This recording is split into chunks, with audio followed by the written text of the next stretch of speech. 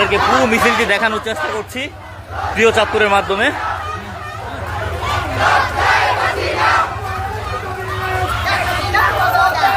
প্রায় 5